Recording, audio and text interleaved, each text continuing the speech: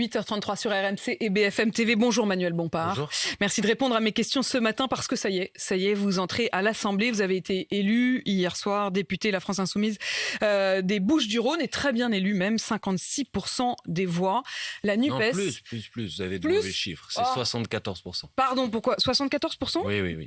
Eh ben alors franchement, assez large. je le disais, vous avez été très bien élu. Alors après, il y a eu quand même une grosse abstention, mais on y reviendra très, très largement. Vous êtes au fond la tête pensante, vous avez été présenté comme telle de la NUPES et grand bien vous en a fait puisqu'elle est aujourd'hui la première force d'opposition.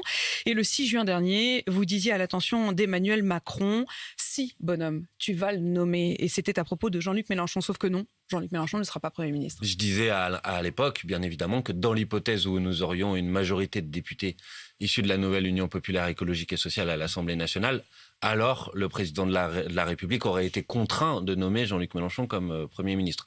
Vous l'avez dit, c'est pas aujourd'hui les résultats des élections législatives d'hier, mais ce qui est important quand même hier, c'est que si nous avons effectivement pas la majorité, personne ne l'a. Et donc le président de la République reçoit une défaite qui est une défaite cinglante. C'est la première fois dans l'histoire qu'un président de la République élu, quelques semaines plus tard, il n'a pas de majorité absolue à l'Assemblée nationale et il a moins de 250 sièges de députés à l'Assemblée nationale. Donc l'enseignement principal d'hier, c'est d'abord quand même la défaite sérieuse, sévère d'Emmanuel Macron, qui démontre qu'il n'y a pas d'adhésion à son programme. Forcément une petite déception quand même, j'imagine. Non, ça dépend par rapport à quoi on regarde. Vous savez, il y a 9 mois... par rapport à votre slogan, Jean-Luc Mélenchon, Premier ministre. Oui, mais écoutez, il y a 9 mois, si on s'était réunis ici, sur les plateaux de télévision, on disait la gauche va être balayée, elle va faire moins de 10% à l'élection présidentielle, il n'y aura plus un seul député de gauche à l'Assemblée nationale. Aujourd'hui, on arrive à faire rentrer autour de 150, on va voir exactement combien de députés, autour de 150 députés à l'Assemblée nationale. Alors c'est clair, c'est pas suffisant. Nous, on souhaitait avoir la majorité, je le conteste pas. Et donc de ce point de vue-là, on n'a pas réussi cet objectif. Ça, c'est vrai. Mais néanmoins, il me semble qu'on a créé les conditions pour que cette formation politique soit la première force d'opposition face à Emmanuel Macron et qu'elle puisse préparer, j'espère, les victoires de demain. On va rentrer dans le détail et dans le nombre de députés, des groupes, parce que tout ça a en fait des conséquences extrêmement concrètes sur le fonctionnement du pays. Mais vous disiez, il n'y a pas de majorité ce matin. En fait, personne n'a de majorité. Est-ce que vous considérez, vous aussi, que la France, telle qu'elle est aujourd'hui, est finalement assez peu gouvernable, voire ingouvernable? Manifestement, c'est le cas, puisque le président de la République, sa coalition, n'a pas la majorité à l'Assemblée nationale.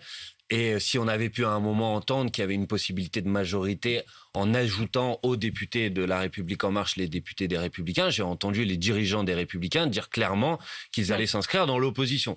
Donc manifestement, personne n'aura de majorité pour gouverner ce pays. Vous vous en réjouissez? Un pays bloqué, vous vous en réjouissez? Moi, je me réjouis de la défaite du président de la République, ça c'est clair.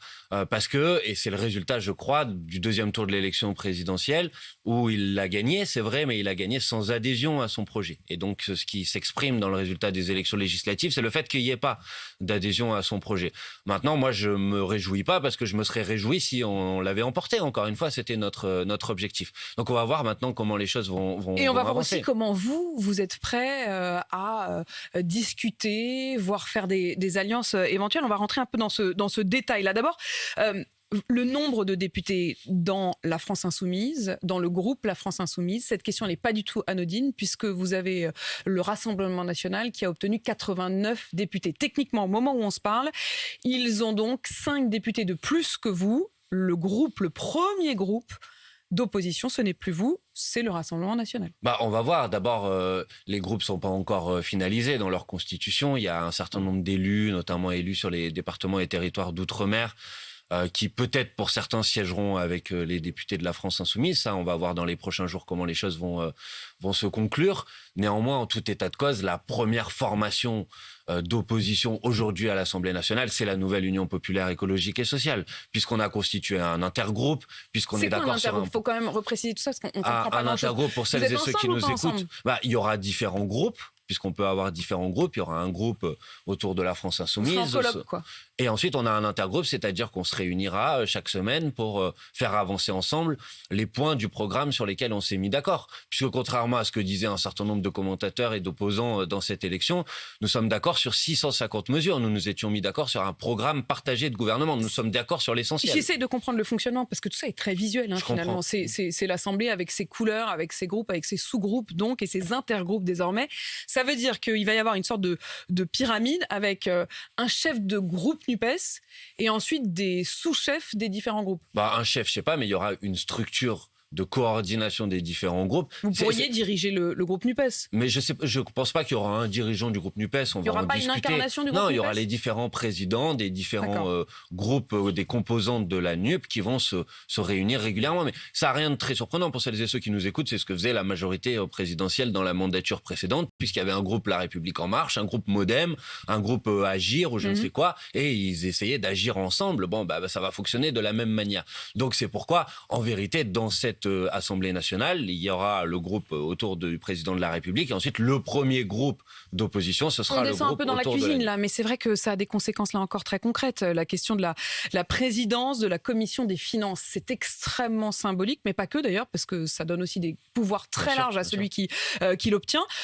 Vous serez candidat, pas forcément vous d'ailleurs personnellement, j'en sais rien, mais peut-être oui. Non. Ça sera... mais en tout cas, votre groupe LFI candidatera pour obtenir la présidence de la commission. Vous savez, l'habitude républicaine, il y a quelque chose qui est dans la Constitution, c'est que c'est une personne de l'opposition qui doit présider la commission des finances. Et l'habitude républicaine, c'est que pour faire respecter ça, la majorité ne participe pas au vote sur la désignation de la personne qui sera président de la commission des finances. Elle est éparpillée quand même, l'opposition. Oui, mais le RN aussi pourrait présenter Ils peuvent présenter un candidat. Mais si nous avons un candidat commun soutenu par toutes les composantes de la NUP, et je crois que ce sera le cas, alors c'est cette personne qui sera normalement, si la majorité respecte les habitudes républicaines, qui sera président de la commission des finances. J'en doute, j'ai lu comme vous sans doute les éléments dans la presse et je vois qu'il y a sans doute une tentation d'une partie de la majorité de revenir sur ses habitudes. Je pense que ce serait un très mauvais signal envoyé au pays de commencer la mandature comme ça. D'ailleurs, vous avez sous-entendu, j'y viens quand même parce qu'il y a eu ces mots de Jean-Luc Mélenchon hier à la fin de son discours où il a dit « Pas un instant nous ne renoncerons à être ceux qui gouvernent ce pays, aucun tripotage, aucun arrangement ne sera accepté. » Il laisse entendre, il insinue qu'il y aurait une forme de complot ou de refus ou de tripatouillage. Il n'a pas parlé de complot. Ce que dit Jean-Luc Mélenchon, c'est que dès le soir de l'élection, on voit comment ça se nouer des discussions plus ou moins officielles avec les Républicains ou des membres des Républicains. Or, cette configuration, c'est pas celle qui a été présentée aux électrices et aux électeurs. Ils se sont pas présentés ensemble aux élections législatives. Et donc, effectivement, ça ressemble à une sorte d'accord de dessous de table où on ne sait pas exactement quel est le programme qui va être défendu. Donc, du point de vue du respect de la parole des électrices et des électeurs. C'est quand même un choix dès hier soir de jeter le doute sur la crédibilité, sur la parole, sur les chiffres. Non, même. Je crois pas, c'est le respect de la démocratie de dire que quand on s'est présenté avec un programme devant les électrices et les électeurs, le soir même de l'élection, on commence pas à faire des arrangements pour essayer de constituer une majorité qu'on n'a pas obtenue par le résultat des suffrages. Voilà, c'est, je crois, ce qu'a voulu dire Jean-Luc Mélenchon hier. Donc c'était à l'adresse plutôt des Républicains en réalité qu'à l'adresse du ministère de l'Intérieur, par exemple, qui comptabilise les voix. Ah oui, bien sûr. Après, que le ministère de l'Intérieur se soit livré à un certain nombre de tripatouillages dans cette élection, c'est une évidence. D'ailleurs, le Conseil d'État lui-même, puisque nous l'avions saisi, avait tapé sur la tête de M. Darmanin qui voulait pas comptabiliser la NUP comme une formation politique à part entière. Et le Conseil d'État nous avait donné raison. Donc oui, clairement, le ministère de l'Intérieur a essayé d'organiser la comptabilité des résultats à sa guise dans cette élection. Bon, ça n'empêche pas qu'aujourd'hui, la NUP est la première formation politique en face d'Emmanuel Macron. Alors, essayons de nous projeter. Essayons d'avancer dans les jours qui viennent. Il va y avoir le 5 juillet un rendez-vous très important qui est le moment où il y a le discours de politique générale. Ça devrait être Elisabeth Borne, Première ministre, qui va venir devant vous tous à l'Assemblée, présenter son gouvernement et sa feuille de route.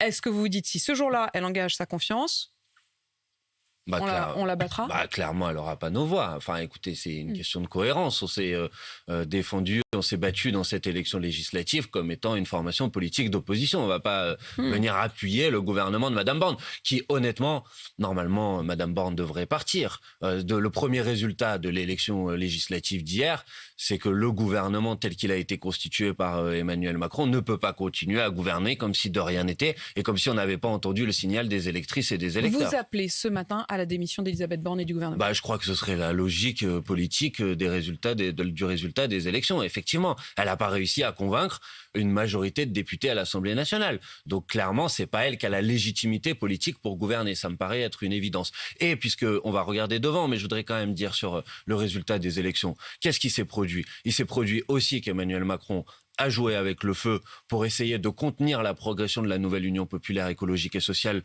en ne prenant pas parti notamment dans les duels qui opposaient la NUP et le Rassemblement national et qui s'est brûlé. Je rappelle qu'il y avait 62 duels entre la nouvelle Union populaire et le Rassemblement national, que dans 62 duels, dans 55 d'entre eux, de ces 62 duels, le candidat de La République En Marche n'a pas appelé à battre le Rassemblement national. Alors pour des formations politiques qui nous donnaient des leçons de République pendant des mois, des semaines, qui, y compris pendant l'entre-deux tours de l'élection présidentielle, nous cherchaient des noises. Ça veut dire, Manuel Bompard, que vous considérez au fond que Emmanuel Macron a fait cette poussée du RN. Clairement, il en est le responsable principal. Je pense qu'il l'a volontairement créé parce qu'il a voulu contenir notre progression et qu'il était inquiet de la possibilité que nous ayons une majorité à l'Assemblée nationale et que, en quelque sorte, la créature a échappé à son créateur. Le RN est une créature.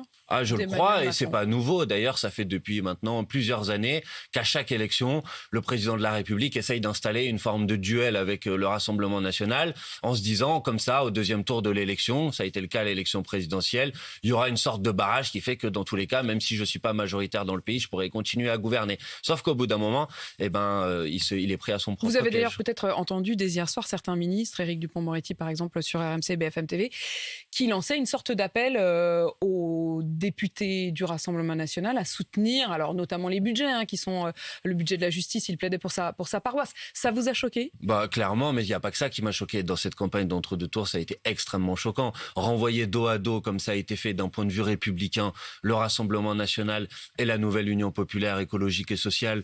Monsieur Bayrou qui s'adressait sur un plateau de télévision au Rassemblement national en leur disant en gros, il va falloir peut-être qu'on gouverne ensemble, ou pour remonter un peu plus loin dans l'histoire, Monsieur Darmanin qui expliquait à Madame Le Pen qu'elle était sans doute trop molle, au bout d'un moment, ça a un résultat politique. Et donc aujourd'hui, voir la majorité pleurer des chaudes larmes sur la progression du Rassemblement national, ils en sont les responsables directs. Manuel Bompard, on continue à dérouler. Le 5 juillet, donc, effectivement, bien sûr, pas de vote de confiance pour Elisabeth Borne. D'ici là, vous espérez de toute façon qu'elle tirera les leçons de l'élection et donc démissionnera d'elle-même. Est-ce que vous utiliserez régulièrement la possibilité qui va vous être offerte de la motion de censure? On verra pour quoi faire. J'imagine que vous y avez réfléchi. Il faut d'abord vous savez, on est lundi matin, et les résultats définitifs sont tombés sans doute à 2h du matin. Il faut qu'on fasse le point, il faut qu'on voit quel est l'état des rapports de force. Mais clairement, moi j'envoie le message très clair ce matin. Nous n'avons pas renoncé à gouverner ce pays. Nous considérons que les résultats des élections législatives démontrent qu'on est dans une crise institutionnelle, une crise démocratique d'ampleur. On pourrait parler par ailleurs de la participation et de l'abstention qui atteint encore des sommets. Et donc il y a un problème d'un système politique qui ne permet plus de gouverner ce pays. Je ne sais pas si vous croyez au miracle, peut-être, Manuel Bompard. Pourquoi croire au miracle? Parce que quand vous dites « nous n'avons pas renoncé à gouverner ce pays », vous avez commencé par dire que personne n'a eu la majorité, ni même vous. Alors, oui, dans le résultat des élections législatives d'hier, je crois que sans doute dans ce pays, nous allons être confrontés à une nouvelle situation de blocage et personne ne peut exclure un retour aux urnes dans les prochains mois ou dans les prochaines années. Et notre objectif restera toujours le même, c'est de pouvoir proposer une alternative à ce pays. Vous allez donc pousser en quelque sorte ou utiliser tous les outils qui sont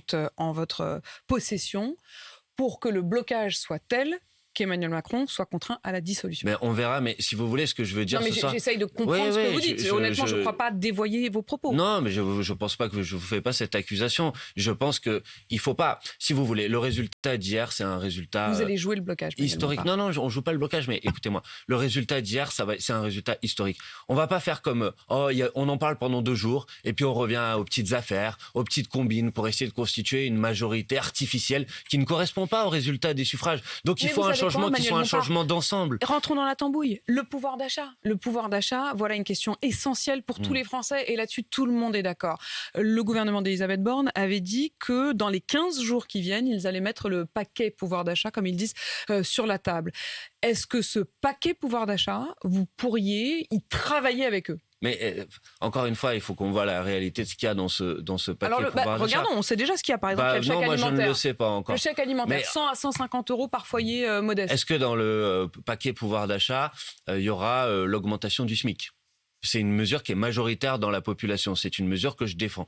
Moi, personnellement, je voterai pour l'augmentation du SMIC si c'est proposé quelque part. Pour l'instant, je crois que c'est pas l'intention du gouvernement d'augmenter le SMIC. Est-ce que dans le paquet pouvoir d'achat, il y aura le blocage des prix sur les produits de première nécessité ? Non, mais là, vous êtes en train de me dérouler votre propre programme, Manuel Bompard. J'imagine que le gouvernement, en tout cas spontanément, va pas forcément proposer votre programme. Très bien, mais ce programme, c'est un programme qui est majoritaire dans la population. Mais est-ce que sur certains points, je vous redonne l'exemple du chèque alimentaire, qui est normalement une des mesures phares de ce paquet pouvoir d'achat. Mais moi, je suis opposé au principe des chèques. Je pense que c'est une mauvaise. Mais parce que vous donnez l'impression aux gens que vous leur donnez quelque chose, mais ce que vous leur donnez d'un côté, vous le reprenez ailleurs, parce que quand vous donnez un chèque, c'est de l'argent public, d'accord ? Donc c'est de l'argent qui sort du budget de l'État. C'est pourquoi la proposition que nous avons mise sur la table, c'est le blocage des prix sur les produits de première nécessité, de telle sorte que l'on fasse payer celles et ceux, notamment les supermarchés, les distributeurs, les intermédiaires, qui ont augmenté leur marge de manière conséquente depuis maintenant quelques mois. Donc c'est à eux qu'il faut prendre l'argent, pas à prendre l'argent des Français d'un côté pour la rendre aux autres Français de l'autre. Donc je pense que c'est pas comme ça qu'on va faire. Mais ça veut dire que sur cette question du pouvoir d'achat, par exemple, clairement, on le voit, il y aura une situation de blocage. Encore une fois, ça va dépendre des propositions qui sont mises sur la table. Sauf s'ils prennent votre programme. Non, mais j'ai entendu parler du dégel des points d'indice du fonctionnaire. Très bien, pourquoi ne l'a-t-on pas fait avant ? Mais c'est dans notre programme. Mais ça, vous dites le dégel du point d'indice du fonctionnaire, je vais pas vous dire que je suis contre. Je le défends depuis plusieurs années. On va faire les choses, on va prendre les choses à l'envers, Manuel Bompard. Comment est-ce qu'il pourrait faire pour réussir à vous faire participer à quelques signatures ou votes de textes de loi je crains que ce soit précisément impossible, puisque le résultat des élections législatives ne donne à personne de majorité pour gouverner. C'est pourquoi je disais, vous pouvez pas seulement considérer qu'on passe à autre chose, maintenant on rentre dans les affaires, etc., sans réaction à la hauteur de la crise qui est le résultat de l'élection législative d'hier. C'est-à-dire qu'il faut un profond changement institutionnel. On va pas continuer comme ça avec une 5e République, où vous avez un président qui est élu au 2e tour par défaut, qui ensuite n'a pas de majorité à l'élection législative, et puis avec des taux de participation de 50%, c'est-à-dire une personne sur deux qui se déplace pas. Donc si le président de la République veut être à la hauteur et entendre le message qui s'est exprimé hier dans les urnes, il faut tout changer. Et donc pas commencer... Il faut tout changer. Mais clairement, il faut tout changer. Ça fait combien d'élections où au lendemain de l'élection on dit il y a qu'une personne sur deux qui se déplace, parfois même une personne sur trois. En fait, si je vous entends ce matin, Manuel Bompard, il faut changer la première ministre, il faut changer le gouvernement, il faut changer peut-être les institutions. Je crois, oui, qu'il faut changer les institutions. Vous appelez quoi à l'organisation d'une constituante ? Clairement, ça c'est le point qu'on a défendu dans cette élection. Et s'ils ne le font pas, de toute façon, vous bloquerez la situation et à un tel point qu'il sera contraint de le faire. Je comprends, mais moi, mon projet, c'est pas de bloquer quoi que ce soit. Mon projet, c'est de faire en sorte d'améliorer les conditions de vie des citoyennes et des citoyens de ce pays. Mon projet, c'est de faire en sorte qu'on apporte des réponses à l'urgence climatique et environnementale. Mon projet, c'est de faire en sorte que la démocratie, elle fonctionne mieux dans ce pays, parce que c'est pas une démocratie saine quand il y a une personne sur deux qui se déplace pas pour aller voter. Y compris face à vous, puisque le département de la Seine-Saint-Denis, par exemple, qui est un département où la NUPES est arrivée en tête et a donné beaucoup de députés, et le département qui, dans le même temps, a le moins voté. C'est vrai, bien sûr, mais on ne peut pas s'en satisfaire. Personne ne peut s'en satisfaire.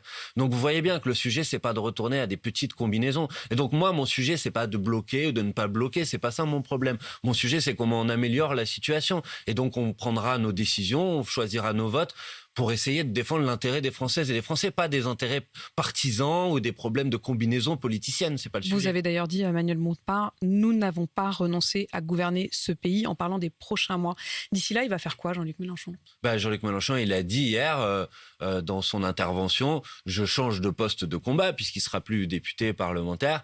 Il sera pas pour autant Premier ministre ? Non, mais on peut être ni député ni Premier ministre et avoir une place centrale dans le combat politique. Non, je pense qu'il aura une place centrale. Et d'abord, faut quand même lui rendre hommage, parce que je disais tout à l'heure, il y a 9 mois, tout le monde disait la gauche va être balayée de l'Assemblée nationale, de l'élection présidentielle. Jean-Luc Mélenchon a fait 22% des voix au premier tour de l'élection présidentielle, et c'est grâce à ce résultat, c'est grâce à sa démarche qu'aujourd'hui vous avez 150 députés de la nouvelle Union populaire écologique et sociale qui rentrent à l'Assemblée nationale. Mais c'est grâce à Jean-Luc Mélenchon. à quelqu'un du passé. Ah non, pas du tout. Je lui rends hommage parce que je pense que c'est grâce à sa candidature à l'élection présidentielle qu'il a remis en quelque sorte la gauche dans une dynamique de progression. Alors certes, elle n'a pas été suffisante à l'élection législative, je ne vais pas vous dire l'inverse ce matin, mais je pense qu'il a créé les conditions pour que demain on continue à progresser. Et puis, il a permis aussi de faire rentrer, je voudrais le dire, à l'Assemblée nationale des profils qui manquaient à l'Assemblée nationale.